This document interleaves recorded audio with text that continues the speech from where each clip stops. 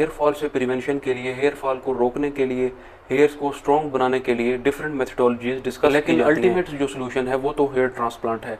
लेकिन कोशिश ये की जाती है कि जितना हेयर फॉल को रोका जाए या जितना हेयर ट्रांसप्लांट को डिले किया जाए तो उतना ही बेहतर समझा जाता है। तो हेयर्स को बचाने के लिए डिफरेंट मेथड्स भी डिस्कस किए जाते हैं। हेयर फॉल की जो सबसे बड़ी रीज़न है वो है जेनेटिक प्रीडिस्पोजिशन, वो हैं genetic reasons. M shape male pattern जो हेयर लॉस है वो ज़्यादा देखा गया है।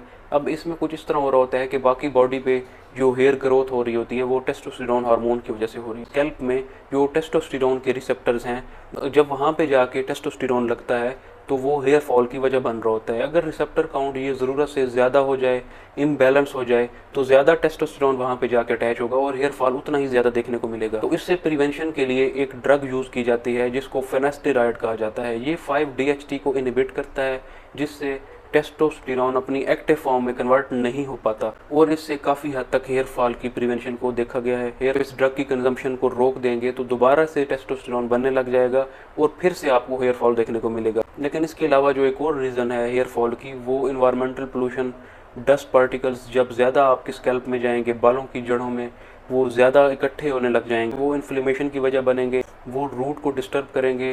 हेयर्स तक जो न्यूट्रिशन पहुंच रही थी उसकी वजह से वो मुतासर होने लग जाएगी, हेयर्स डैमेज होने लग जाएंगे। तो इसकी प्रिवेंशन के लिए आपने हेड को कवर रखना है, पोल्यूशन से बचाना है, आपने हेयर को वॉश करने के लिए हेयर ड्रायर को हाई टेम्परेचर पे यूज़ कर रहे थे तो वो भी हेयर फॉल की वजह बन रहा होता है, वो हेयर्स को वीक कर देता है।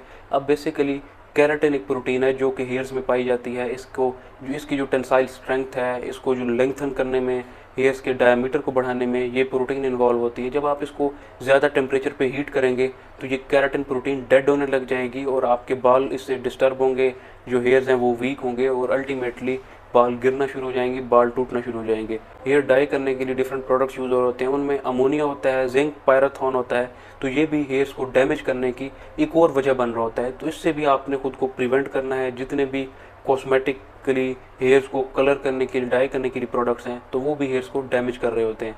अब नेक्स्ट नंबर पे जो सोल्यूशन यूज़ किया जाता है इन सब प्रॉब्लम से बचने के लिए, एक जो सोल्यूशन यूज़ किया जाता है जिसमें हेयर्स की तरफ ब्लड सप्लाई को इम्प्रूव किया जाता है, तो उसके लिए मिनॉक्सिडिल 5% स्प्रे यूज़ किया जाता है। काम ये है कि जब आप हेयर्स में इसको अप्लाई करेंगे तो ये उस एरिया में ब्लड फ्लो को प्रमोट कर देगा। ब्लड फ्लो जब प्रमोट होगा तो वो हेयर्स को न्यूट्रिशन ज़्यादा मिलेगी जिसकी वजह से हेयर स्ट्रॉन्ग होंगे। एक और स्प्रे जिसको प्रोकैप्रिल कहा जाता है, ये प्लांट एक्सट्रैक्ट है। अब इसका भी काम यही कंसिडर किया जाता है कि ये भी बालों की तरफ ब्लड फ्लो को बढ़ा देगा, बालों को ज़्यादा न्यूट्रिशन मिलेगी और बाल स्ट्रॉन्ग होंगे। इस नंबर पे आ जाती है PRP, जिसमें पेशेंट की वेन से ब्लड निकाल के उसको सेंट्रीफ्यूज किया जाता है और उसमें प्लेटलेट रिच प्लाज्मा को निकाल कर हेयर में वो इंजेक्ट किया जाता है। इन प्लेटलेट्स के वहाँ पे इंजेक्ट करने के बाद भी हेयर ग्रोथ उस एरिया में इंप्रूव होते हुए रिसर्च ट्रायल्स के साथ देखा गया है। कुछ ऐसे प्रोसीजर्स हैं, अकॉर्डिंग टू नीड ये प्रोसीजर्स आप यूज़ करें और हेयर्स को आप इस तरह प्रिवेंट कर सकते हैं।